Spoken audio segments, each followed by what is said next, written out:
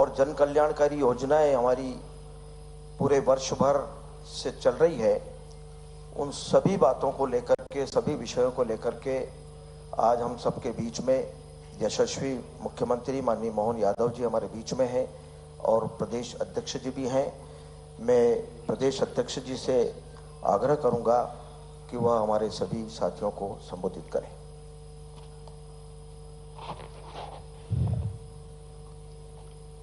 आज भारतीय जनता पार्टी मध्य प्रदेश की सरकार के 1 वर्ष पूर्ण होने के उपलक्ष्य में आज इस पत्रकार वार्ता में हमारे मध्य प्रदेश के लोकप्रिय और यशस्वी मुख्यमंत्री डॉक्टर मोहन यादव जी, प्रदेश के उप मुख्यमंत्री आदरणीय जगदीश देवड़ा जी, आदरणीय राजेंद्र शुक्ला जी और उपस्थित हमारे सभी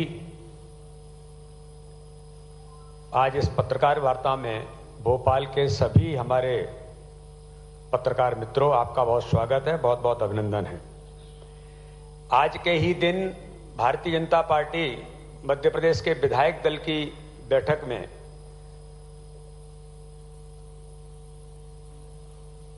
मतलब आज 11 तारीख को ही 1 वर्ष पूर्व माननीय मुख्यमंत्री डॉक्टर मोहन यादव जी विधायक दल के नेता चुने गए थे। 13 तारीख को माननीय प्रधानमंत्री जी के नेतृत्व में उन्होंने शपथ ली थी और 1 वर्ष के कार्यकाल पूर्ण होने पर आज की इस पत्रकार वार्ता में मैं माननीय मुख्यमंत्री जी को, दोनों उप मुख्यमंत्री, पूरे कैबिनेट के मंत्रिमंडल को और सभी भारतीय जनता पार्टी के सभी कार्यकर्ताओं को, प्रदेशवासियों को इस बात के लिए बधाई देता हूं कि 1 वर्ष के काम का लेखा जोखा हमारी सरकार की उपलब्धियों के साथ जो माननीय मुख्यमंत्री जी के नेतृत्व में काम हुआ है उसकी चर्चा हमारे मुख्यमंत्री जी आज आपके साथ करेंगे। भारतीय जनता पार्टी के संगठन ने भी सरकार के साथ अपनी सरकार की उपलब्धियों को प्रधानमंत्री नरेंद्र मोदी जी के नेतृत्व में और हमारे मुख्य के नेतृत्व में डबल इंजन की सरकार ने जो विकास और गरीब कल्याण पर काम इस मध्य प्रदेश के अंदर किया है कि आज मैं अगर ये कहूं कि मध्य प्रदेश की सरकार गुड गवर्नेंस के साथ एक संवेदनशील सरकार और त्वरित एक्शन करने वाली सरकार की भूमिका में आदरणीय मोहन यादव जी ने अपनी महत्वपूर्ण भूमिका और पहचान बनाई है, जिनके बारे में हम बार बार कहते हैं कि माननीय प्रधानमंत्री जी और हमारे मुख्यमंत्री जी ने महिला, किसान, गरीब, युवा, इन 4 वर्गों पर जो फोकस किया है, तो किसानों के बारे में साइबर तहसील से लेकर के नीचे तक त्वरित एक्शन किसानों के बारे में करने का जो प्रयास, घर घर में रजिस्ट्री तक पहुंचने का काम कि आपके घर हमारी सरकार पहुंच करके, ये मुझे ऐसा लगता है कि एक महत्वपूर्ण काम हमारी सरकार ने किया है।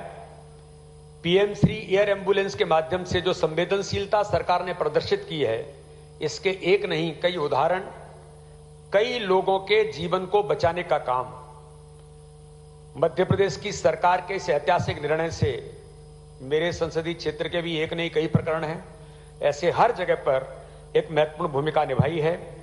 चाहे मेडिकल कॉलेज, फिर डॉक्टर्स की उपलब्धता या हायर और स्कूल एजुकेशन के अंदर जो काम हो, और महिलाओं को 35% आरक्षण देने का काम हमारी सरकार ने, डॉक्टर मोहन यादव जी के नेतृत्व की संवेदनशील सरकार ने किया है।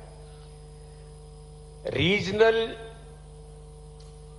जो इन्वेस्टर समिट है, ये एक महत्वपूर्ण काम हमारी सरकार ने मुख्यमंत्री जी के विजन के साथ कि समग्र मध्य प्रदेश का विकास कैसे होगा, माननीय मुख्यमंत्री जी उसकी डिटेल चर्चा आपसे करेंगे, लेकिन मैं ऐसा मानता हूं कि हमारी सरकार ने एक महत्वपूर्ण भूमिका समग्र विकास की परिकल्पना को साकार करने की एक पृष्ठभूमि इन इन्वेस्टर समिट के माध्यम से माननीय मुख्यमंत्री जी ने उस विजन के साथ की है।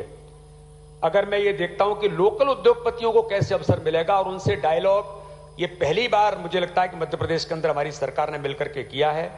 साथ में ही मेट्रोपॉलिटन सिटी, ये जो परिकल्पना है शहरों का समग्र विकास और उस नाते से देश के अंदर मध्य प्रदेश कैसे आगे जाएगा, ये एक बड़ी परिकल्पना हमारे मुख्यमंत्री जी ने इस दिशा में कदम उठाया है। इसलिए धर्म, आध्यात्म, संस्कृति के संवर्धन और उसे संजोने का प्रयास एक नहीं कई निर्णयों से, उनका उल्लेख मैं अभी यहां नहीं कर रहा हूं, माननीय मुख्यमंत्री जी करेंगे।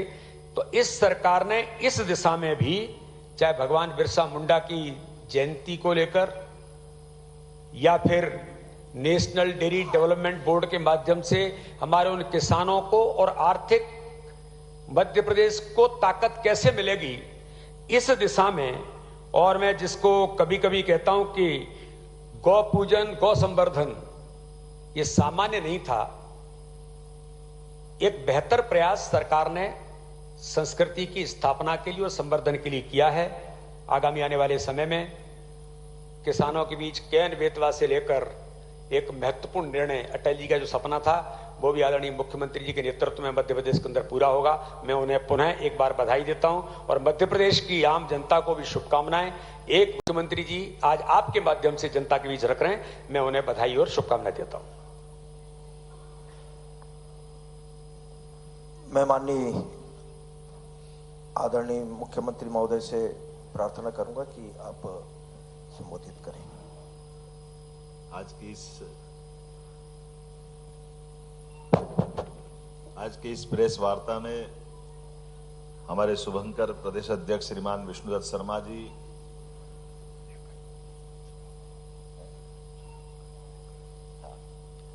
माननीय उप मुख्यमंत्री श्रीमान जगदेश देवड़ा जी, माननीय उप मुख्यमंत्री श्रीमान राजेंद्र शुक्ला जी, हमारे मीडिया के प्रभारी जी, इस अवसर पर आप सब, जब मैं 1 साल की उपलब्धि की बात कर रहा हूं तो ये भी समसामयिक होगा, थोड़ी सी बात आज की भी बता दूं। आज 7 उपचुनाव नगरीय निकाय के पार्षदों के आए और 6-1 से भारतीय जनता पार्टी ने विजय हासिल की। मैं प्रदेश अध्यक्ष जी को बधाई दे रहा हूं इस मामले में।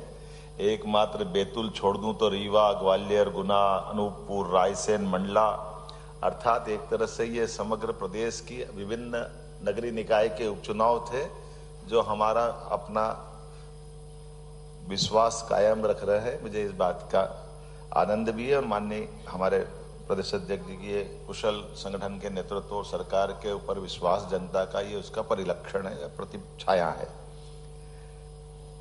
वैसे तो माननीय वीडी शर्मा जी ने सारी बात कह दी, मैं भी इसमें दोहराना के थोड़ी सी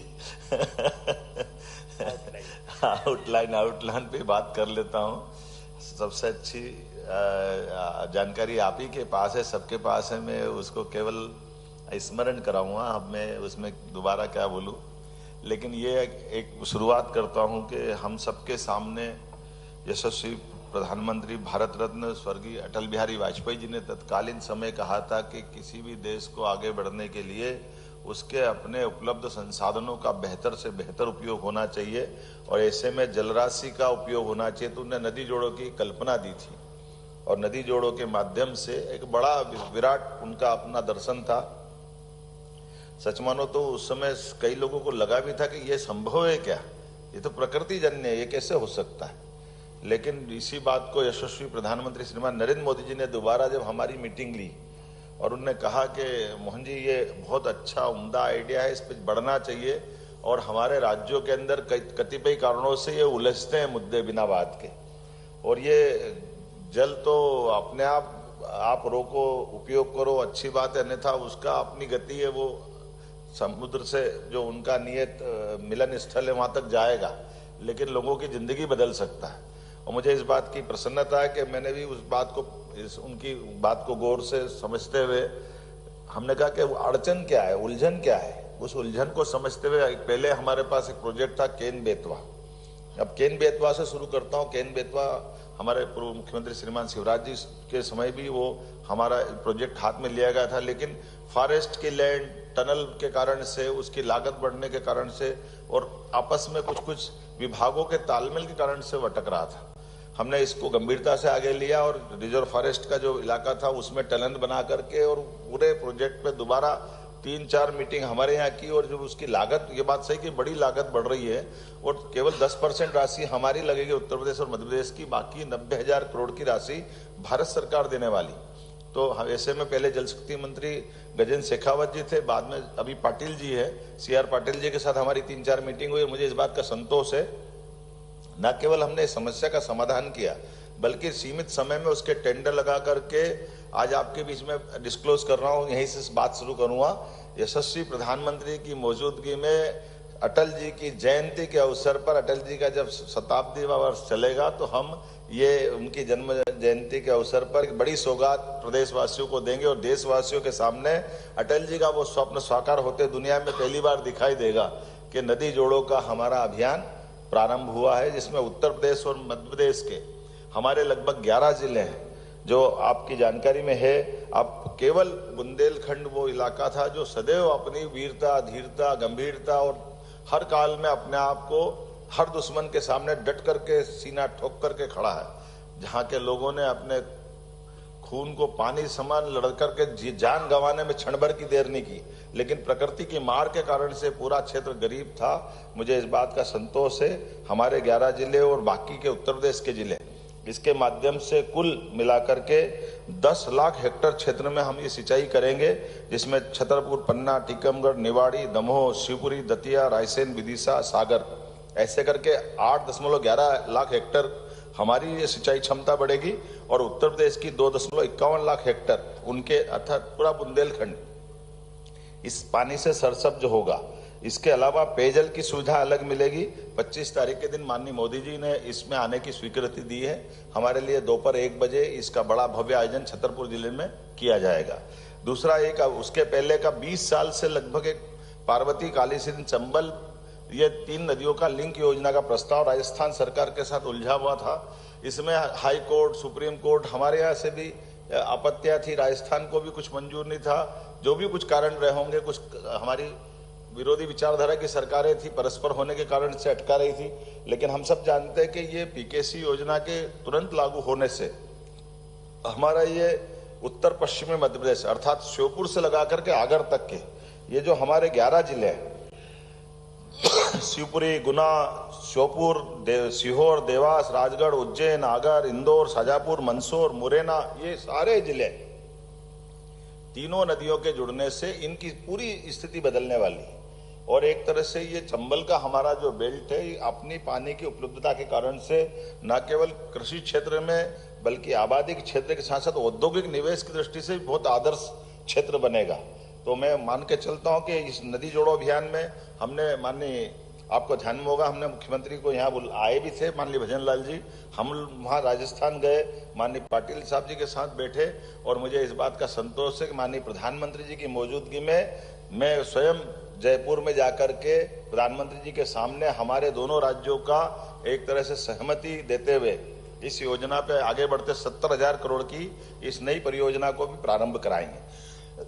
उपलब्ध जलराशि के आधार पर आपकी जानकारी के लिए बता दूं, ये बड़ा आश्चर्यजनक भी लेकिन ये ध्रुव सत्य है। मध्य प्रदेश जलराशि के मामले में, अब आमतौर पर जलराशि की बात करते तो हिमाचल दिखता है, हिमालय में हमको गंगा जी, यमुना जी, बड़ी बड़ी नदियां, उनकी जलराशि, लेकिन इस समग्र जलराशि की सभी नदियों का आकलन अगर करें, सोन से लेकर नर्मदा तक और बाकी सब नदियों को जोड़े, तो मध्य प्रदेश कम नहीं है, उनसे 21 है। ये बड़ा आश्चर्य की बात है। लेकिन अपनी नदियों की जलराशि का सही उपयोग कर ले तो इस दिशा में हमको और आगे बढ़ना पड़ेगा। माननीय प्रधानमंत्री जी ने एक सपना और दिया है, हमने उस पर भी काम किया है। राज्यों से नदी जोड़ो, वो तो होना ही चाहिए, हाँ, लेकिन हमारा भौगोलिक दृष्टि से मध्य प्रदेश बहुत बड़ा है, तो अपने राज्य की अंदर की नदियों को जोड़ने के प्रोजेक्ट पे भी काम कर रहे हैं। तो राज्य के अंदर की नदी जोड़ो अभियान को हमने हाथ में लिया है और इससे हमारी दोनों तरह की कठिनाइयों को देखा गया कि एक तरफ जैसे इंदौर से निकलने वाली कान नदी, जिसको कोई खान भी कहता, कान भी कहते हैं, खान नदी आमतौर पर छिप्राजी में आकर के हमारे मूल नदी के धारा को प्रभावित करती है। उसमें इंदौर का कई बार ये जो सीवर का पानी वगैरह मिलता है तो उज्जैन का पानी गंदा हो जाता है। तो ऐसे में इस नदी को उज्जैन से लगभग 20 किलोमीटर दूर एक डक्ट के माध्यम से पूरी की पूरी नदी पलटा करके गंभीर नदी की डाउन स्ट्रीम है, ऊपर में हमारा डैम बना तो वो नीचे पूरी खाली जगह है, तो ये पानी पूरा वहां शिफ्ट करते हुए और उद्योगों को भी देंगे शुद्ध करके। और ये जो हमारी लगभग 1980 के बाद से हमारे हर कुंभ में हमने छिपरा जी के जल से स्नान नहीं करा पाए, क्योंकि हमारी वर्षा का गर्मी में सिंहस्थ आता है। 80 का सिंहस्थ हमने गंभीर से कराया, 92 का सिंहस्थ हमने गंभीर से कराया, 2004 का सिंहस्थ हमने गंभीर नदी से कराया, 2016 में गंभीर भी कम पड़ गया तो नर्मदा जी से कराया। तो साधु संतों सहित सबकी मांग रहती थी कि हम स्नान करने छिपरा जी में आते और छिपरा जी का जल नहीं मिलता है। मुझे इस बात का संतोष है, हम वो अपना जो अशुद्ध पानी अलग करके न केवल छिपरा जी का पानी के संग्रह की हमने योजना बनाई कि वर्षा जल को संग्रहित करके ये भी अच्छा प्रयोग पहली बार कर रहे हैं। सवरखेड़ी डैम के आधार पर वर्षा का पानी छिपरा जी का संग्रहित करेंगे, लेकिन वहां डैम बनाते तो बड़े पैमाने पे इंदौर और उज्जैन के गांव कई डूबते, तो हमने उससे बचाने के लिए वर्षा का पानी के लिए बरसात में ही पंप लगा करके सिलारखड़ी डैम में पूरा एक बड़ा टैंक, बड़ा तालाब स्टोरेज के रूप में काम आएगा। ये पानी हमारी बिजली से हम संग्रहित करेंगे और उसके बाद फिर ग्रेविटी के माध्यम से सने सने उसको छोड़ करके पूरे साल, केवल सिंहस्थ में नहीं, पूरे साल छिपरा जी का जल मिलेगा, ताकि ये जो सबकी भावना का सम्मान भी हो और सच्चे अर्थों में उज्जैन की इस भाव के आधार पर कि हम अपने धार्मिक स्थलों पर जो मन की भावना रहती है उस पर काम करते हैं। लेकिन और ऐसे गरीब कल्याण के काम आपने ध्यान दिया होगा, 7 दिन के अंदर ही हमने हुकुमचंद मिल पर मजदूरों की राशि लौटा करके जो बड़े पैमाने पर 4800 से ज्यादा श्रमिक परिवार के 224 करोड़ का भुगतान किया था, जिसके माध्यम से 30 साल पुराना एक विवाद चल रहा था, जिसके बलबूते पर कई 1000 से ज्यादा लोग तो काल के प्रवाह में दिवंगत हो गए। हमने कहा कि नहीं, ये गारंटी सरकार की थी। एक छोटी सी उलझन के कारण से कलेक्टर कहते थे हमने लीज पे इंडस्ट्री वालों को दिया, तो इंडस्ट्री की सारी देनदारी इंडस्ट्री वाला देगा। इंडस्ट्री है ही नहीं, जो 60-70 साल पहले, 100 साल पहले मिल लगा था वो मर गए या पता नहीं कहाँ चले गए। ऐसे में मजदूर और सरकार के बीच क्लेश था। हमने पॉलिसी बनाई पूरे प्रदेश के अंदर ऐसे कोई भी उलझे हुए मसले जिन पे मजदूर और सरकार के बीच में लैंड को लेकर दिक्कत है, तो हमने कहा ये लैंड सरकार ले लेगी, लेकिन 200 करोड़ 300 करोड़ 400 इसके बलबूते पर न केवल हुकुमचंद मिल, बल्कि इस मॉडल पे पहले हमने उज्जैन में विनोद विमल मिल का समाधान किया था। अब बताइए 224 करोड़ कुल देना था हुकुमचंद मिल वालों को, लेकिन ये जमीन हमको हाउसिंग बोर्ड के माध्यम से 3000 करोड़ की जमीन मिली। तो ऐसे में सरकार के कोई नुकसान भी नहीं हुआ और मजदूरों का समाधान भी हो गया। दिवाली की तरह आनंद आया उस दिन माननीय प्रधानमंत्री जी ने जो इसका लोकार्पण किया था। इस अवसर पर हमने कहा कि जेसी मिल ग्वालियर, सज्जल मिल रतलाम, उज्जैन का श्री सिंथेटिक पाइप फैक्ट्री या प्रदेश के ऐसे कौन कौन से लेबर से उलझे मसले गरीबों के लिए, इस सब पे हम इस तरह से आगे बढ़ेंगे। ये कुछ चीजें तो मैं आपको बाकी डिटेल बाद में बता दूंगा, लेकिन कुल मिलाकर के जो बात अपन कह रहे हैं कि हमारे जितनी भारत सरकार की स्वनिधि योजना, संबल योजना के माध्यम से 1,73,00,000 से लोगों का पंजीयन हमने किया, जिसमें 40,000 से अधिक लोगों को 895 करोड़ की राशि का एक साल में हमने वितरण किया है। सामाजिक सुरक्षा योजना, प्रधानमंत्री आवास योजना, स्वामित्व योजना, जिसमें 24 लाख लोगों को भू अधिकार पत्र हमारे द्वारा दिए गए हैं। वोकल फॉर लोकल से लेकर के ऐसे कई सारे हमारे अपने प्रयोग चल रहे हैं, जिसके आधार पर सरकार ने अपनी गरीब कल्याण की भावना का जन प्रकटीकरण का काम किया है। किसान कल्याण के कामों की माननीय हमारे पीडी शर्मा जी ने बात कही है कि हमने साइबर तहसील के माध्यम से पहली बार दस्तावेज पंजीकरण देश के अंदर पहली बार हुआ है। इधर आप रजिस्ट्री कराएंगे, इधर अपने आप पटवारी, वो ग्वालियर में हो, रीवा में हो, सागर में हो, इंदौर में हो, रायसेन में हो, अपने आप यहीं से साइबर तहसील के आधार पर अपने आप नाम चढ़ जाएगा। आमतौर पर ये 2 विभाग अलग अलग है, रेवेन्यू डिपार्टमेंट अलग है, पंजीयन विभाग अलग है, लेकिन इधर अपन कराएंगे और हो जाएगा। और केवल रजिस्ट्री नहीं, बंटवारा परिवार के अंदर भी होता है। संपत्ति का परिवार का बंटवारा होगा तो बंटवारे में भी सही तरीके से उसके खसरा खतौनी से लेकर के नक्शे के अंदर तरतीब कराने तक का सारा काम उसके अंदर होने वाला है। इसी प्रकार से श्री अन्न को लेकर के 1000 रुपये प्रति क्विंटल की दर से हमने अपने किसान भाइयों को श्री अन्न रानी दुर्गावती योजना के आधार पर इसका हमने मदद करने का प्रयास किया। गेहूं के आधार पर 125 रुपया बोनस का हमने घोषणा की है, मुझे इस बात का संतोष है। सोयाबीन को 4,892 रुपये देने से लगा करके किसानों को लेकर के खासकर ये नदी जोड़ो अभियान के माध्यम से सिंचाई की जो सुविधा उनको मिलेगी। एक और आपकी भी बात जानकारी देना चाहूँगा, इसके साथ ही बोल देता हूँ कि अभी हमने अपनी किसानों को अपने पैरों पे खड़े होकर के उनकी जीवन में जो सबसे बड़ी कष्ट है, एक तो बिजली और एक पानी के लिए हम नदी जोड़ो अभियान पे काम कर रहे हैं। दूसरी तरफ किसानों के लिए हमने निर्णय किया है कि किसान को अपनी बिजली स्वयं की मिले, इसलिए जिनके टेम्परेरी कनेक्शन है 1 लाख किसान, उनको सबको सोलर पंप दे करके उनकी हमेशा के लिए बिजली की उनकी उपलब्धता, और वो भी सोलर पंप के माध्यम से, केवल वो अपना रेगुलर कनेक्शन से, क्योंकि टेम्परेरी है तो रेगुलर कनेक्शन मिलता नहीं, लेकिन पूरे साल बिजली मिलेगी।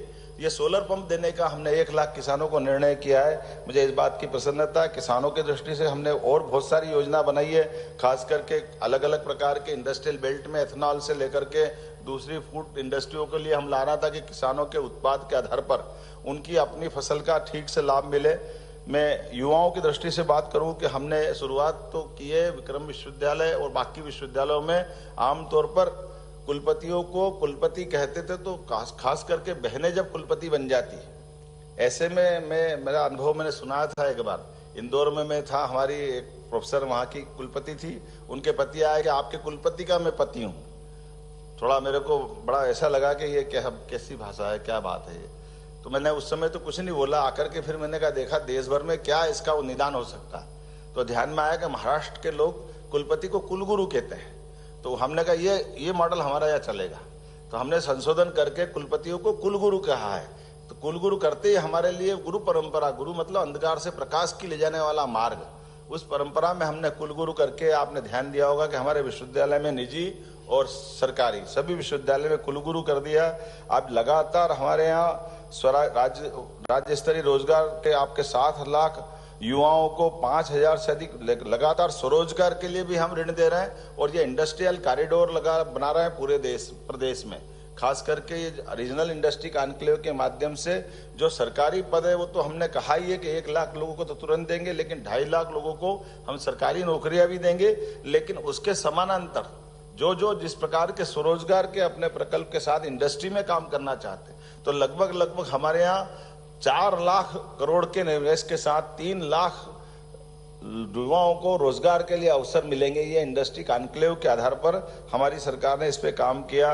युवाओं के लिए excellence college, PM excellence college हमारी कल्पना जो नई शिक्षा नीति को लेकर है, 55 ही जिलों में पीएम एक्सीलेंस कॉलेज चालू कर दिए। और पीएम एक्सीलेंस कॉलेज में भी खास बात ये रखी है कि हमारी बहनों को, जैसे मैं अकेले उदाहरण देता हूँ कि 20 किलोमीटर 30 किलोमीटर से कोई स्कूटी से आती है, कोई ऑटो से आती है, भाई हमारा कोई गाड़ी मोटरसाइकिल आता है, केवल 1 रुपये रोज में, बजाय वो 50 रुपये 100 रुपये का पेट्रोल जलाए, हर पीएम एक्सीलेंस कॉलेज को बस हमने दी है। बस से कॉलेज में आने जाने का हम भी अपन सब पढ़े, कभी सोचते नहीं थे कॉलेज में कोई बस देगा। प्राइवेट किसी कॉलेज में देते तो मालूम नहीं, मैं तो सरकारी कॉलेज में पढ़ा हूँ, तो कभी सपना रहता था कि सरकारी कॉलेज कोई अपने बच्चों को लाने ले जाना करेगा विद्यार्थी को।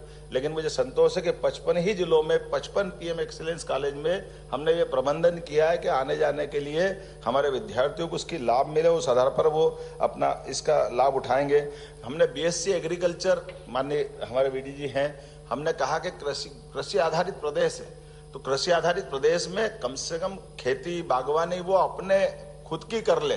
तो बीएससी एग्रीकल्चर के लिए ये सभी दायरों को थोड़ा सा अपने सरकारी मापदंड के आधार पर निर्धारित करते हुए, जो भारत सरकार की गाइडलाइन है, हमने बीएससी एग्रीकल्चर को सभी शासकीय विश्वविद्यालय और अच्छे एक्सीलेंस वाले जो कॉलेज है वहां तक लेकर के कृषि संकाय के आधार पर भी लोग अपना काम धंधा करें, इस दिशा में आगे बढ़ रहे हैं। डेयरी उद्योग को प्रोत्साहन देने के लिए डेयरी के से जुड़ी तकनीक के आधार पर ये भी इसके कोर्स को हमने जबलपुर के बाद इसको अन्य विश्वविद्यालय में ले जा रहा है धीरे धीरे करके।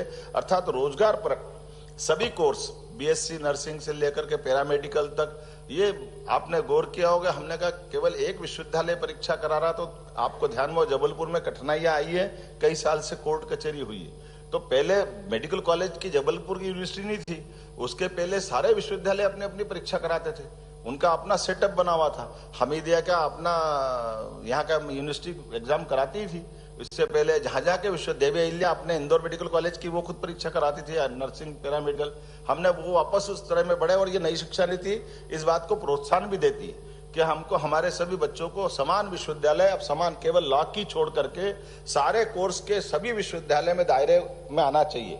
हम इस दिशा में लगातार आगे बढ़ रहे हैं। मुझे इस बात की प्रसन्नता है कि विद्यार्थियों के लिए अंक सूची, उनके अपने ट्रांसफर सर्टिफिकेट, टीसी, ये सब ऑनलाइन कर दी है। कोई अभी वो अपने जमाना गया कि सबको अपन मार्कशीट संभालते फिरो, कोई गुम हो गया तो दिक्कत आ रही, दोबारा बनाना। डीजी लॉकर के माध्यम से सभी युवाओं के लिए पूरे प्रदेश में अपने दस्तावेज का जहां से भी रोगे, केवल अपना लॉक खोलोगे, आप दस्तावेज किसी को भी बता सकते हो। तो ये जो बीच की जो गड़बड़ियां होती थी उससे बाहर ला करके सने सने धीरे धीरे सभी विश्वविद्यालय में लागू कर रहे हैं। इसी प्रकार से पोर्टल में पंजीयन, तो प्राइवेट यूनिवर्सिटी में हो या गवर्नमेंट यूनिवर्सिटी में हो, जो बच्चा एडमिशन लेगा सबका दस्तावेजीकरण के आधार पर भारत सरकार, मध्य प्रदेश सरकार को भी जानकारी रहेगी। किसी भी विश्वविद्यालय में, किसी भी कॉलेज में, कोई भी कोर्स में कोई भी एडमिशन लेता है, उसकी जानकारी होने से जो बीच की शिकायत आती थी पहले, वो सारी शिकायत निर्मूल होगी। मुझे इसके अलावा महिला सशक्तिकरण की, जैसे माननीय अध्यक्ष जी ने कहा है कि लगभग 35% आरक्षण पूरे देश में सबसे ज्यादा हमारी सरकार ने चालू किया। 33% का भारत सरकार का नियम है। अपने यहाँ 26 लाख लाडली बहनाओं को 450 रुपया गैस रिफिलिंग का हम उनको दे रहे हैं। लाडली बहनाओं को 1.29 करोड़, मतलब 1.29 लाख बहनों को अभी तक 19,212 करोड़ रुपया हमने राशि का अंतरण किया। आपकी जानकारी, जब से सरकार बनी थी सब कह रहे थे कि भाई ये चल नहीं पाएगी, ये लोड पड़ेगा, फाइनेंशियली तकलीफ है, ये हो नहीं पाएगा। हमने ये बात जरूर मानते हैं कि इसका लोड पड़ रहा है, लेकिन लोड पड़ने के साथ साथ सरकार आय के साधन बढ़ाती जाए अपने पैरों पे अपनी वित्तीय व्यवस्थाओं को खड़ा करने के लिए। जब आप आय बढ़ाओगे तो स्वतः ही इन सारी व्यवस्थाओं को संचालित करने में आप समर्थ हो जाते हो, सक्षम हो जाते हो। तो स्वाभाविक रूप से हमने इस दिशा में काम किया है कि हमारी सारी जन कल्याणकारी योजना, खास करके बहनों की योजनाओं को लेकर हम आगे बढ़ रहे हैं। महिला उद्यमियों को हमने 850 एमएसएमई इकाइयों में 275 करोड़ की राशि का सीधा अंतरण किया। डीबीटी का हमने सिस्टम इसमें भी लाए कि केवल गरीब कल्याण के डीबीटी नहीं होना चाहिए। कोई इंडस्ट्रियलिस्ट है, उद्योगपति है, उसकी भी राशि का अगर उसका हक बनता है तो सिंगल क्लिक से उसके खाते में भी सीधे सीधे पैसे पहुंचना चाहिए। क्योंकि जब हम निवेश की बात कर रहे हैं तो हमको पारदर्शिता के आधार पर इन सारी व्यवस्थाओं को सुव्यवस्था में बदलना चाहिए। सैनिटेशन और हाइजीन योजना में 19 लाख बहनों को, बालिकाओं को 57 करोड़ की राशि सीधे सीधे उनके खाते में हमने डालने का प्रयास किया। ऐसे आहार योजना से लेकर बहुत सारी योजनाओं पे विस्तार से आपको दस्तावेज मिलेगा जिस पे अपन बात करेंगे। मैं उद्योग निवेश के संबंध में तो दोहराने चाहूंगा कि अभी इस जनवरी तक हमारे करीब करीब सभी संभागों में रीजनल इंडस्ट्री कॉन्क्लेव हो जाएगी, लेकिन 2025 का तो पूरा वर्ष हमने उद्योग वर्ष के रूप में ही मनाने का निर्णय किया। अर्थात संभाग से भी हम नीचे ले जा करके सभी जिलों तक औद्योगिकरण की इस अभियान में सबको सहभागी बनाना चाह रहे हैं। हर एक कोई किसी भी सेक्टर में निवेश करना चाहे। परमात्मा की दया से मध्य प्रदेश के अंदर भूगर्भ संपदा, वन संपदा, जल संपदा, भौगोलिक भूमि पर्याप्त है। ऐसे में हम अलग अलग प्रकार के, पहला हमारा चरण है अपने स्थानीय उद्योगपति जो ऑलरेडी काम कर रहे हैं वो अपना काम करें, उनके काम को बढ़ाए। दूसरा, एक काम से दूसरे काम में जो जाना चाहते हैं उसको भी मदद कर रहे हैं। तीसरा, इसके अलावा देश के अंदर के बाकी उद्योगपति जो अपने अलग अलग बड़े बड़े ब्रांड नाम से काम कर रहे हैं वो आकर हमारे प्रदेश में काम करें, हम उसको भी मदद करने को तैयार है। चौथा, इसके अलावा कोई विदेश के बैठे हुए निवेशक है वो भी आना चाहे तो समान रूप से हम इस पे पूरे पे काम कर रहे हैं। मुझे इस बात का संतोष है कि लगभग इसी आधार पर 4 लाख करोड़ का, जैसे मैंने पहले अपना उल्लेख किया, और इसके लिए हमने उज्जैन, जबलपुर, ग्वालियर, सागर, रीवा, नर्मदापुरम और अगले महीने 16 तारीख को हम शहडोल संभाग की करेंगे। फिर भोपाल में पहली बार ग्लोबल इंडस्ट्रीज कॉन्क्लेव करेंगे। माननीय प्रधानमंत्री जी ने उसकी भी समय अपनी अनुमति दी है। वो 24 फरवरी को हमारे यहाँ ये कॉन्क्लेव होगी जिसमें माननीय प्रधानमंत्री जी स्वयं शामिल होंगे। मुझे इस बात की प्रसन्नता कि एक तरह से हमारे पास ये 3 महीने का रोडमैप अभी तैयार हुआ जिसमें प्रधानमंत्री लगातार हमारे पास इन कामों से जुड़ेंगे। लेकिन इसके लिए भी हमने अपने संभाग में भी की, लेकिन मुंबई, बेंगलोर, कोयम्बटूर, कोलकाता और अब बाकी राज्यों के अलग अलग ऐसे निवेश की बड़ी संभावना के महानगरों में जाकर के भी हमारे अधिकारी वहाँ रोडमैप करके अपनी सारी चीजों की, अपनी पॉलिसियों के बारे में बात कर रहे हैं, जिस आधार पर बड़े पैमाने पे लोग आकर्षक हो रहे हैं। मुझे इस बात का संतोष है कि निवेश प्रोत्साहन का ये पूरा अभियान हमारे सारे कामों पे सबसे उत्साहवर्धक है, जो किसी भी राज्य की आर्थिक समृद्धि के लिए एक पर्याप्त और एक ठोस काम है, जिसपे हमको बढ़ना चाहिए। मुझे इस बात का भी आनंद है कि हमारी समृद्ध हो रही संस्कृति पे भी हम काम कर रहे हैं, जिसमें हम एक तरफ भगवान राम के श्री राम वन गमन पथ की पर काम कर रहे हैं, तो दूसरी ओर भगवान श्री कृष्ण के भी पाथेय योजना पे काम कर रहे हैं। अर्थात बदलते दौर में आजकल हमारे पर्यटन के साथ साथ धार्मिक पर्यटन के आधार पर भी रोजगार की बड़ी संभावना है। इसलिए समान रूप से युवाओं को, स्थानीय निवेश को या अलग अलग प्रकार से कहीं न कहीं सबकी वित्तीय व्यवस्था के लिए पूरे देश के बाहर के लोगों को भी हमारे यहाँ के तीर्थ स्थान, अब छोटी सी बात है, भगवान कृष्ण का जैसे ही हम उनकी तीर्थ की बात करते हैं तो एकदम मथुरा क्लिक होती है या द्वारका क्लिक होती है, लेकिन जो मथुरा का महत्व है, जो द्वारका का महत्व, वो उज्जैन का महत्व, वो इंदौर की जाना पाओ पहाड़ी का महत्व है, या रुक्मी के साथ भगवान कृष्ण ने धार के पास अमजेरा में युद्ध किया, वो उनका अपना चिन्ह है। केवल समाज के सामने स्थापित करने की जरूरत है। या गरीबी अमीरी के दोनों का नारायण धाम है, जहाँ भगवान कृष्ण ने रात गुजारी थी अपने मित्र सुदामा के साथ। इन स्थानों को तीर्थ बना करके इनकी जानकारी सबके बीच जुटाने की जरूरत। तो सालाना हमने कुछ कार्यक्रम भी निश्चित किए, खाली बोलने से बात नहीं बन रही, इसलिए हमने गीता जयंती भी की। अगर आप कल्पना करें कि भगवान कृष्ण कंस को मारने के बाद अगर शिक्षा ग्रहण करने मध्य प्रदेश नहीं आते, उज्जैन नहीं आते, तो क्या पवित्र ग्रंथ गीता मिल सकता था? मैं नहीं मानता हूं कि ऐसा नहीं होता, लेकिन यह भी हो सकता है कि थोड़ी कठिनाई आती।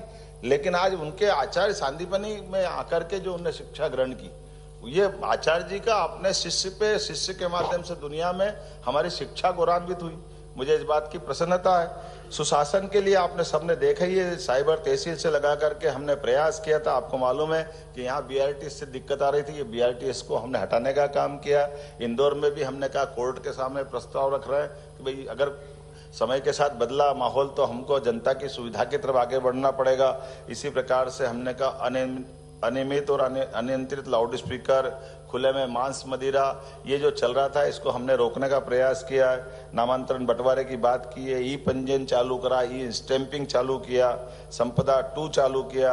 चिकित्सा क्षेत्र में भी हमने लगातार काम किया। आपको ध्यान होगा तो शपथ लेते ही हमने अपने 2 मंत्रालयों को इकट्ठा किया। हमने कहा स्वास्थ्य मंत्रालय और स्वास्थ्य चिकित्सा मंत्रालय एक होना चाहिए। पूरे दुनिया में ऐसा ही एक ही जगह होता था, केवल हमारे कुछ राज्यों में ही है कि स्वास्थ्य मंत्रालय अलग, स्वास्थ्य चिकित्सा अलग। ऐसे में 2 जगह हॉस्पिटल लाओ, 2 जगह स्टाफ लाओ, बहुत सारी संकट होते थे। आज इस बात का संतोष है कि हमारे एक मंत्री माननीय राजेंद्र शुक्ला जी दक्षता से काम कर रहे हैं। और आप इसके आंकड़े भी देख लो।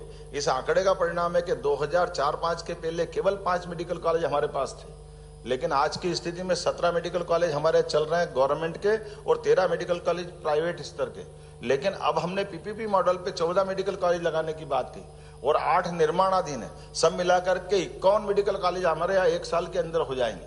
तो ये जो अपनी मेडिकल कॉलेज को लेकर के बड़ी उपलब्धि होगी। पूरे देश के अंदर इतनी तेज गति से मेडिकल कॉलेज खोलने वाला कोई राज्य नहीं है। एक तरह से हमारे से अगर संख्या के आंकड़े में देखें तो ये 37 मेडिकल कॉलेज अकेले तमिलनाडु के हैं, लेकिन उसको 75 साल हो गए बनाते बनाते। लेकिन हमारे यहाँ ये 2 साल के अंदर ये प्रगति होगी, एक तरह से ये उत्साहवर्धक है। लेकिन इसके अलावा भी बहुत सारी चीजें हैं, जैसे मेडिसिटी का कंसेप्ट आया, और मेडिसिटी भी गवर्नमेंट की भी है, प्राइवेट की भी है। दोनों रूप में समान रूप से चलने के लिए हमने कल्पना भी की और इसमें सार्थक भूमिका भी निभाई। इसका परिणाम आया कि 5 आयुर्वेदिक मेडिकल कॉलेज भी चलाने की हमने इस साल घोषणा कर दी, जो 5 मेडिकल कॉलेज भारत सरकार से भी मंजूरी मिल गई।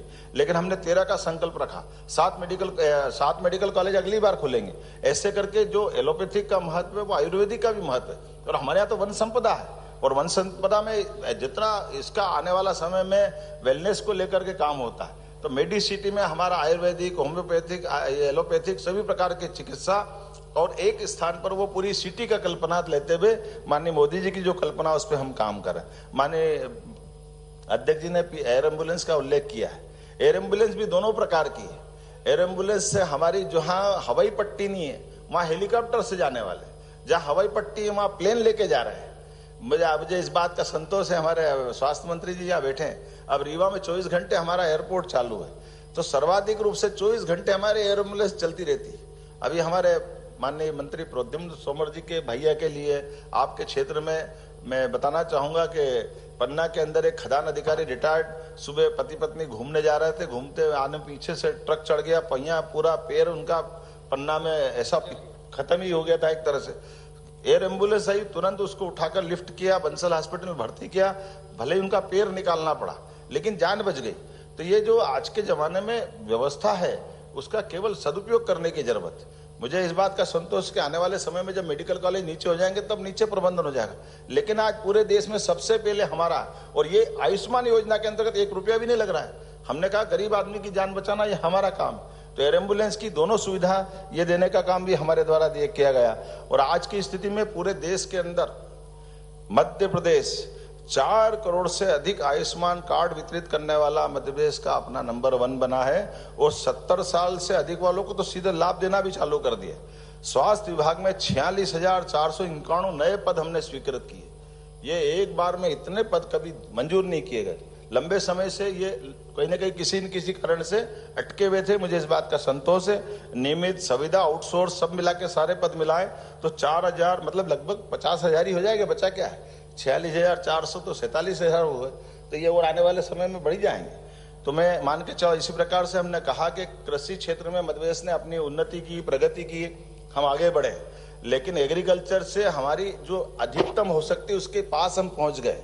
ऐसे में हमारा ये भौगोलिक रूप से फैला हुआ मध्य प्रदेश, बड़े पैमानों पे किसानों की आय अगर हमको बढ़ाना है तो किसानों की आय बढ़ाने के लिए खेती के साथ पशुपालन पे भी बढ़ावा देना पड़ेगा। और पशुपालन को बढ़ावा देते हुए हमने नेशनल डेयरी डेवलपमेंट बोर्ड के माध्यम से MOU किया है कि हमारे सभी दुग्ध संघों में नई मशीनें लाएंगे, नए दुग्ध संयंत्र लगाएंगे, सभी प्रकार की पंचायतों तक हमारे दूध उत्पादन की देश की जो हमारी क्षमता, अभी देश में हमारा कंट्रीब्यूशन 9% है, लेकिन 9% को हम 20% तक ले जाएंगे। 20% ले जा करके ये न केवल हम अपने पैरों पे खड़े होंगे बल्कि इसके माध्यम से किसानों की आय बढ़ाएंगे। इसलिए दूध के उत्पाद बने, अभी दूध के कुल उत्पाद का 2% हम उपयोग कर पा रहे हैं, बाकी अपने अलग अलग प्रकार से ही उसका उपयोग होता। तो अपनी उत्पाद की ठीक से कीमत मिले, किसानों की आय और बढ़े, इस दिशा में दूध उत्पादन का हमने ये संकल्प लिया है। और दूध उत्पादन के साथ साथ ये जो गोवंश है, आपकी जानकारी के लिए बता दूं कि हमने स्वच्छता नगर की बात करते हैं, और स्वच्छता नगर में अगर अस्वच्छ होते तो पशु और इनके कारण से जो कष्ट होता है, इसका समाधान भी खोजने का प्रयास किया कि हमने नगरीय निकायों से, नगर निगम से चालू किया, और बड़ी बड़ी गौशाला, और बड़ी गौशाला में भी जो बूढ़ी, अपाई, लावारिस इस प्रकार का गोवंश है, उनको रखने की क्षमता नगर निगम के माध्यम से शासन ने वित्तीय व्यवस्था की है। और व्यक्तिगत स्तर पे केवल नगर निगम या सरकारी निकाय या गौशाला में गाय या गोपालन नहीं होना चाहिए, लोग अपने जीवन में भी रखें। इसलिए 10 से ज्यादा जो गौमाता पालेगा उसको भी अनुदान देंगे। ये योजनाओं के माध्यम से हर व्यक्ति के जीवन में बदलाव आए, वो आर्थिक रूप से समृद्ध हो। इसलिए गौ संरक्षण को लेकर हम काम कर रहे हैं। गौशालाओं के लिए भी जो 20 रुपया प्रति गौमाता हम राशि देते थे, उसको 40 रुपया प्रति गौमाता की राशि देकर के एक तरह से हमने इस पे काम किया। घायल गाय माता के लिए हाइड्रोलिक केटल लिफ्टिंग वाहन हमने दिया है, जिसमें प्रति 50 किलोमीटर पे वाहन गो एम्बुलेंस उपलब्ध करा रहे हैं, ताकि कोई घायल, बीमार या कोई कारण से गौ माता रहे तो उसके जीवन में भी बदलाव लाए।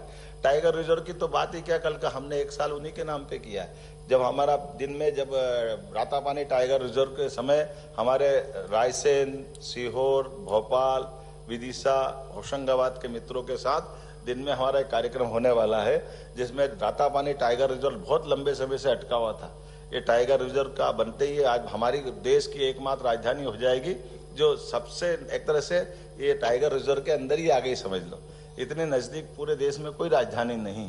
मुझे इस बात का संतोष है, हमने इस पे भी काम किया है। और इसके बाद ये 8वां टाइगर रिजर्व बना और 9वां हमारा माधव टाइगर रिजर्व बनने वाला है, जिसकी भारत सरकार ने औपचारिकता कर दी है। हमारा भी अधिसूचना जारी हुई है, एक थोड़ी प्रोसेस बची है, तो इसी 15-20 दिन में एक बड़ी चीज हो जाएगी।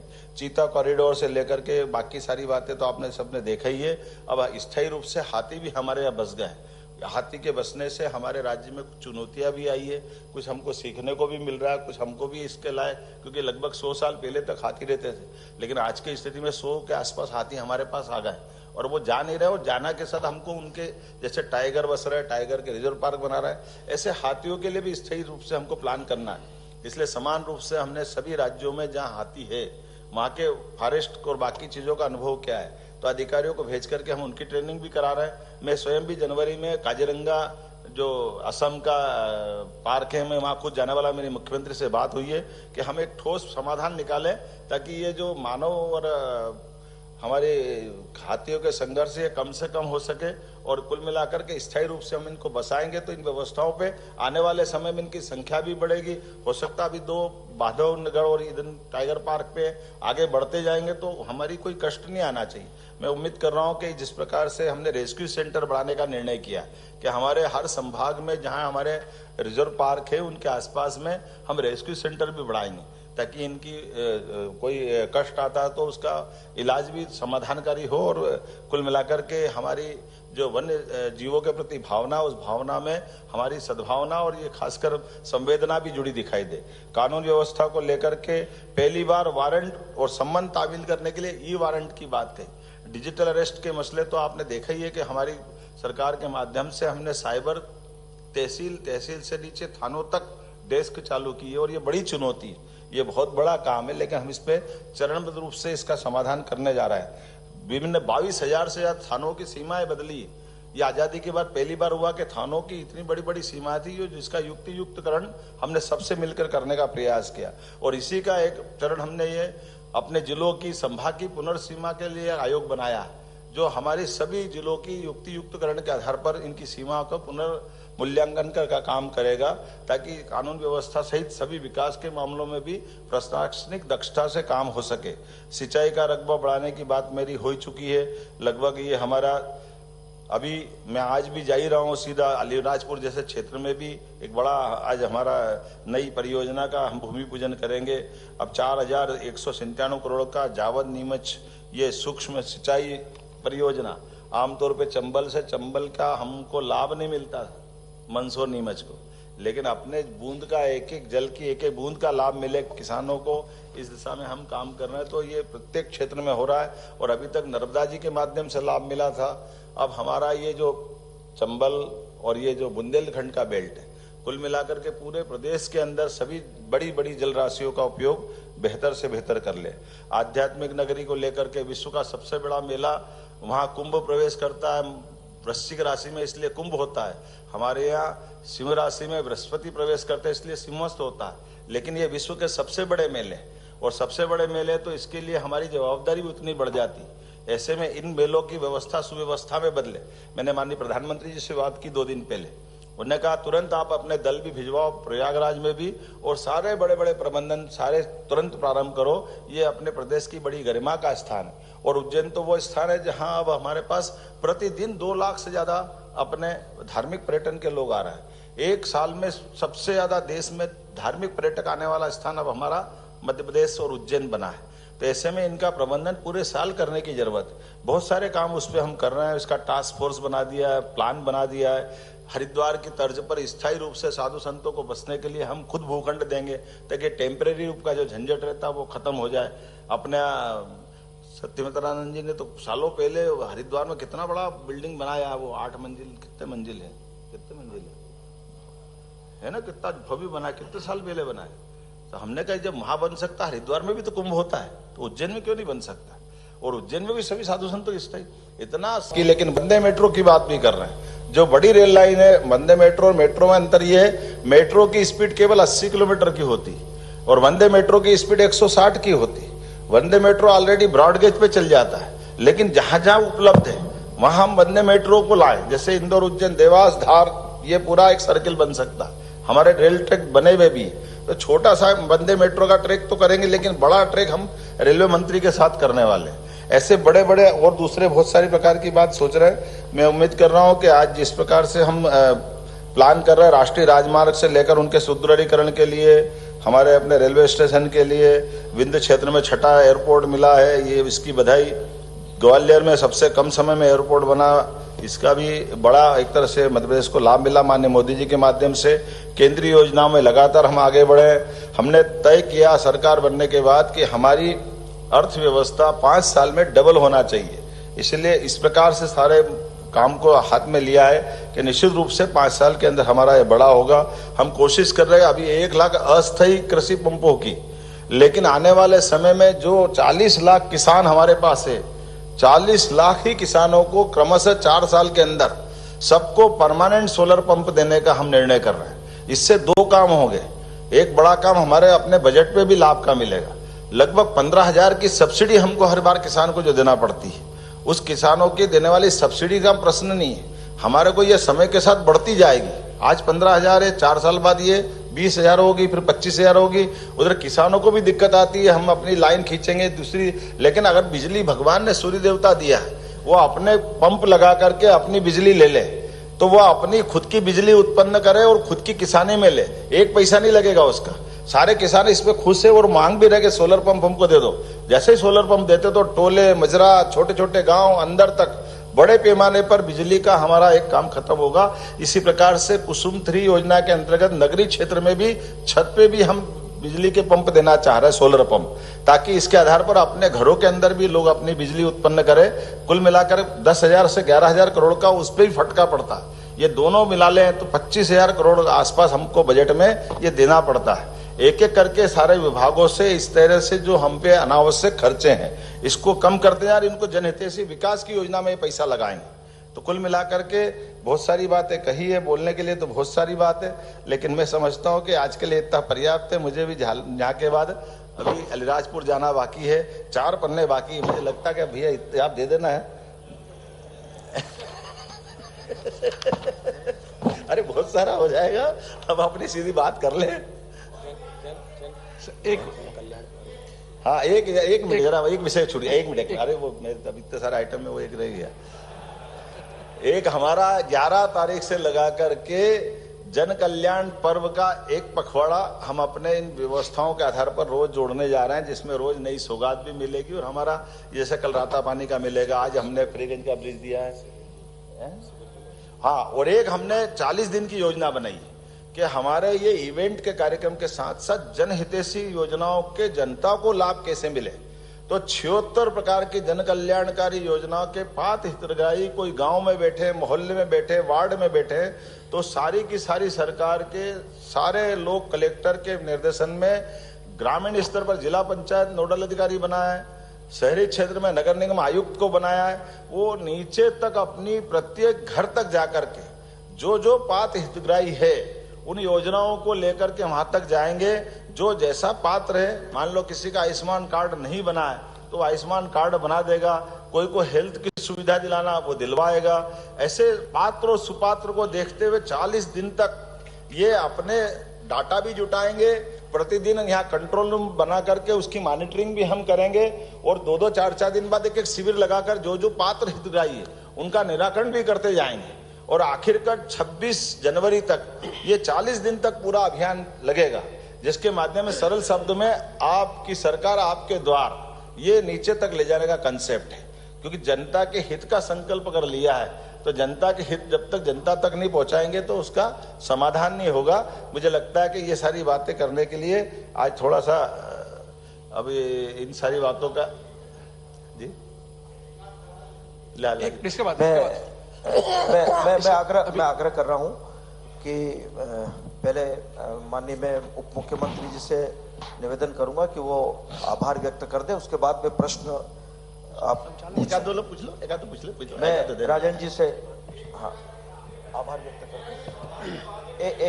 एक मिनट अच्छा, ये कह रहे हैं कि कंप्लीट कर ले कार्यक्रम, आशीष जी कह रहे हैं कि उसके बाद फिर जवाब सवाल ये कर लिए। आदरणीय राजन जी, माननीय मुख्यमंत्री जी की विस्तृत पत्रकार वार्ता के माध्यम से आप सबको पिछले 1 वर्ष में, अरे आप लोग नीचे बैठो, पीछे वाले चैनल वाले जरा हमको दिक्कत, तुम नहीं बैठ जाने चलो।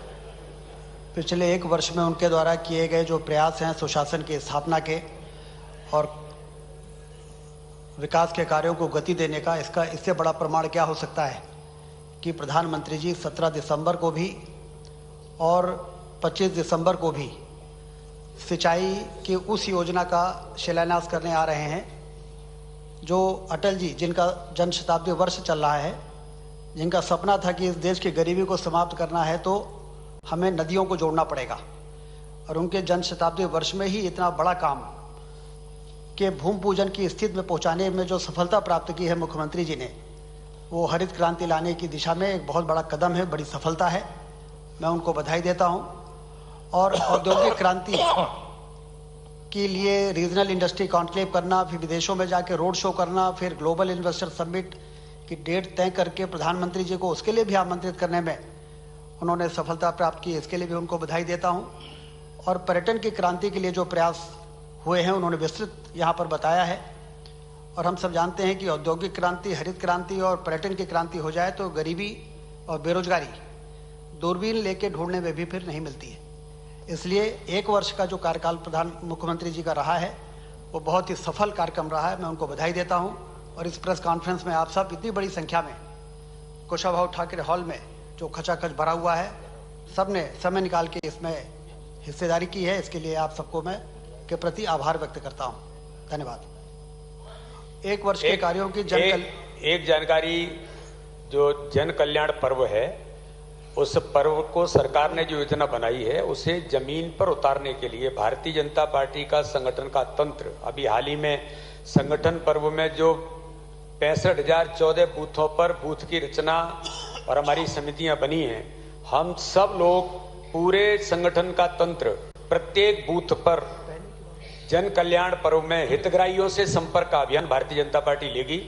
और साथ में ही उस बूथ पर जो इमिनेंट पर्सन है, अलग अलग लोग हैं, उनसे भी संपर्क का अभियान Bharatiya Janata party micro planning में नीचे जाएगी, जन कल्याण पर्व को नीचे तक उतारने के लिए।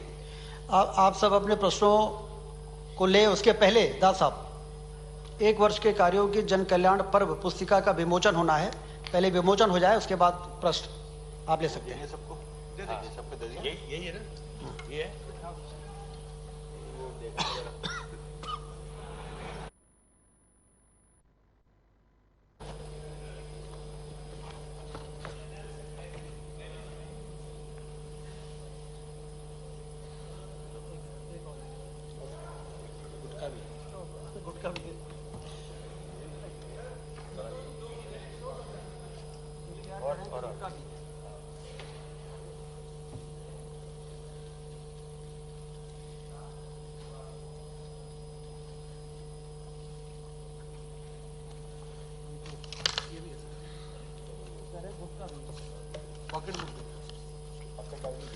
डायरी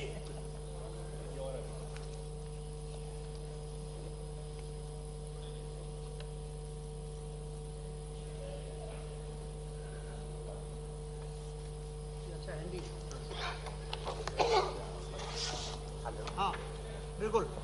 विजय जी बोलिए। भाई साहब ऐसे ही बोलिए। विजय जी भाई साहब ऐसे ही बोलिए।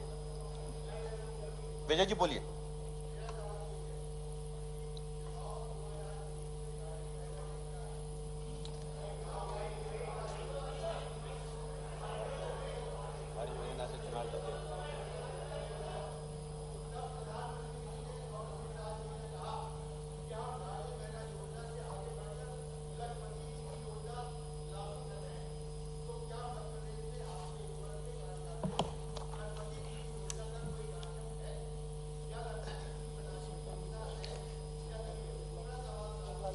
मैं आपसे सहमत हूं। मैं केवल जानकारी के बता दूं कि लखपति दीदी योजना में ड्रोन से किराए की बात तो कर ही रहे हैं ताकि समूह हमारा कमाए उसमें, लेकिन इसके अलावा शहरी क्षेत्र में ये जो रेडीमेड गारमेंट्स के इंडस्ट्रियों के बारे में 5,000 रुपया प्रति बहन को हम अपना उनको एक तरह से प्रोत्साहन राशि देते हुए 12,000 13,000 उनको जो अपनी मासिक रूप 8 घंटे की अपनी जो उनकी महीने की तनख्वाह है, इसके आधार पर 1,30,000 रुपया की बात कर रहे हैं।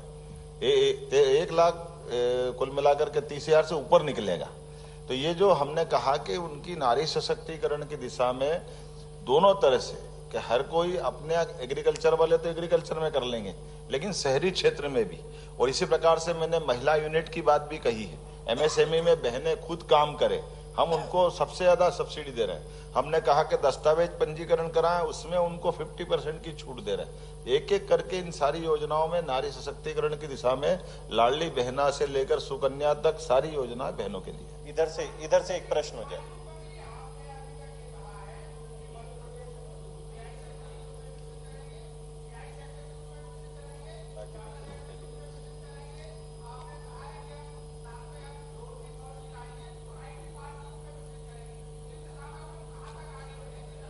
मैं आपकी जानकारी के लिए बता दूं कि रीवा में हमने आईटी पार्क का भूमि पूजन कर लिया है।